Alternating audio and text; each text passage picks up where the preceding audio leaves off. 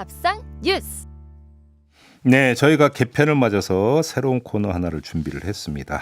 밥상 뉴스인데요. 먹고 사는 문제를 좀 다뤄보자라는 취지도 있고 딱 지금 시간이 아침밥 드실 시간이죠. 그래서 밥상머리 화제를 좀 집중적으로 다루자 이런 중의적인 뜻을 가지고 장명을 해봤는데요.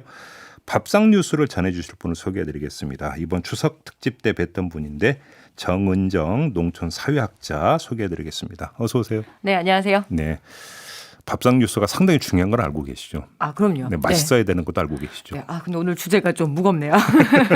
자, 오늘 첫 주제 어떤 걸 골라오셨습니까? 네, 개식용 문제입니다.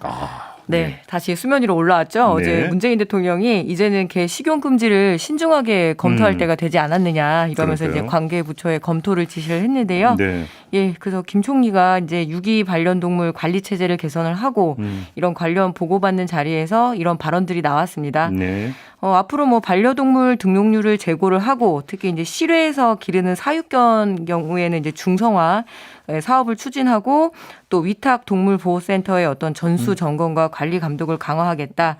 그래서 전반적으로 이렇게 국가가 반려동물 정책을 더 챙기겠다는 그 연장선에서 나온 발언입니다.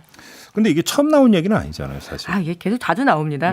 뭐 거슬러 올라가면은 일제 강점기 때도 나오더라고요. 아, 그래요? 예, 그리고 그때도 나왔어요? 네네. 그때 이제 일본이 조선 사람들 개 먹는 야만 뭐 이렇게 그런 프레임이 있었죠. 아, 일본인들이 주장을 했다고? 네. 예. 예, 근데 1988년에 이제 본격적으로 이게 아무래도 86 아시안 게임이랑 이제 올림픽 하다 보니까 그때 거셌죠. 네, 그때 거셌습니다. 그래서 한국의 동물 단체들도 이게 이 개식용 문제를 반드시 해결해야 할 과제로 꼽는 제1순위 운동 그렇게 꼽아왔었고요.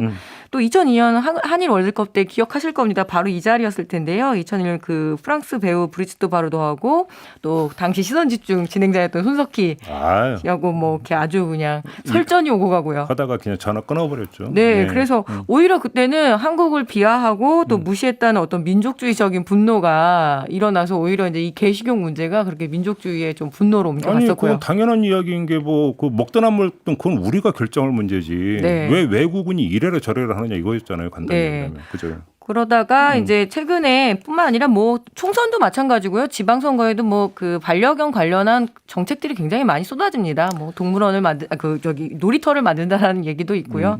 요번 뭐 일부 대선 후보들도 뭐 공약으로 내놨던데요. 식용 네. 금지.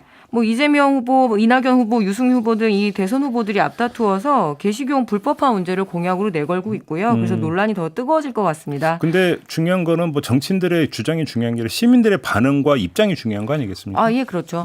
시민들의 반응이 처음으로 이 통계청에서 어제 발표가 났습니다. 예. 2020년 인구 주택 총조사에서 반려동물 관련한 항목을 최초로 신설을 해서 발표를 했는데요.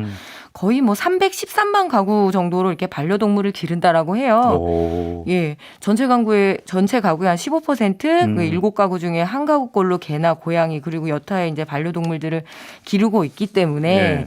이제는 이제 가축이 아니라 정말 이제 가족 같은 존재잖아요. 그러니까 당연히 이제 이런 개 식용 문제에도 반대 여론이 거의 뭐 80% 육박한다고 해요. 80% 정도. 네, 네.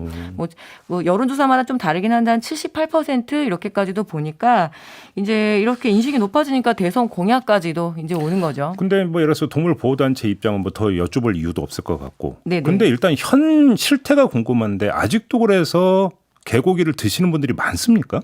뭐 100만 마리 정도까지 추정하는데 1년에? 예, 현장에서는 근데 그렇지는 않다고 보통 이제 저부터 해서 이제 축산이나 이런 쪽 연구자들은 이미 좀 소멸해 가는 문화다. 조금씩 이제 없어지고 예, 있는. 그리고 농촌에서도 그 개고기 많이 안 드시더라고요. 그리고 복다림 문화 자체가 굉장히 다양해졌습니다. 이제는 좀 삼계탕도 굉장히 소비율이 떨어지거든요. 이제 여름에는 복날에는 삼계탕 이것도 1970년대부터 이제 그 육개 생산량이 올라오면서 했던 거고요. 아, 옛날도 아니었어요? 네, 그러면 삼계탕 그럼요. 먹는 네. 저게? 오히려 이렇게 좀 자료를 찾아보면은 네. 민속학 자료에서는 이 개를 잡는 집은 좀 잘 사는 집.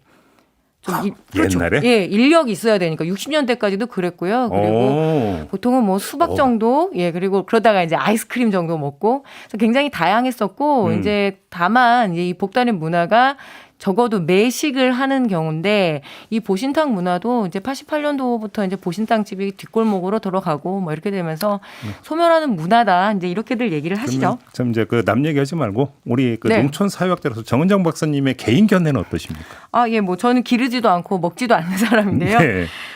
저는 이 축산 관련 연구자들하고 이야기를 할 때 이 여러 가지 보면 특히 육견협회라고 있거든요.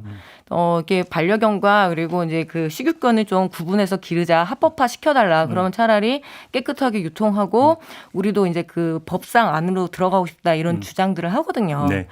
근데 그 축산이라고 한다라면 축산업의 가장 말단이기는 합니다. 예, 왜냐하면은 이제 그 뭐죠 돼지라다가 망하셔가지고 육견으로 가는 경우도 있고요. 그렇게 갑니까? 예, 예. 그 한승태 작가의 고기로 태어나서라는 그 르포르타주가 있어요. 가장 보면 우리의 그 바닥이죠. 가장 말단의 축산업이기도 하고요. 그럼 이제 그분들한테 이제 생계 대책을 어떻게 세워주느냐 네. 이게 또 그러면 과제가 되겠네요. 전국에 한 뭐 2만 8천 개 정도의 개농장이 있다라고 하는데 그분들의 어떤 생계 대책에 대해서는 또 한번 알겠습니다. 예, 심사숙고해야 될 것 같습니다. 네, 이렇게 마무리해야 되는데 첫 시간이었으면 괜찮았습니까? 네, 뭐 좋은 소식으로 그동안 왔으면 좋겠는데 알겠습니다. 첫날도 좀 셌네요. 앞으로 맹활약 기대하면서 네. 마무리하겠습니다. 고맙습니다. 네, 감사합니다. 네, 정은정 농촌 사회학자와 함께했습니다.